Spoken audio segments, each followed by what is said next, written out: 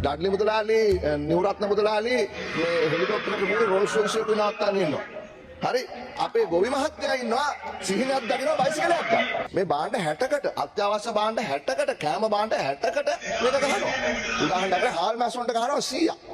හරි ඊළඟට අල වලට දැන් කිව්වා 80යි අනිත් ලුණු වලට 50යි මුං ඇට වලට 300යි හරි මිරිස් වලට 100යි කහ වලට 360යි කුරක්කන් වලට 150යි සොයිබීන් වලට 275යි සාඩින් එකට 200යි සීනි වලට 50යි මේ ඔක්කොම තියෙනවා. එතකොට මේ ඇයි එතකොට ඔබලාගේ මතක මේ දැන් දෙබිඩි පිළිවෙත ගන්න මේ මුජිබ රහමාන් මන්ත්‍රීතුමාත් කිව්වේ.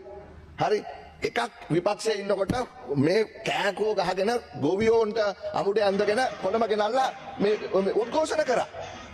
හරි දැන් ගොවියට මොන වුණත් ප්‍රශ්නයක් නැහැ. දැන් අද තියෙනවා කාටුන් එකක් ලංකාදීපේ මේ නියෝජ්‍ය අමාත්‍යතුමා මේ කතානායකතුමා මේ ඩඩ්ලි මුදලාලි නිවරත්න මුදලාලි මේ හෙලිකොප්ටර් එකේ රෝල්ස් රොයිස් එක නවත්තන්න ඉන්නවා.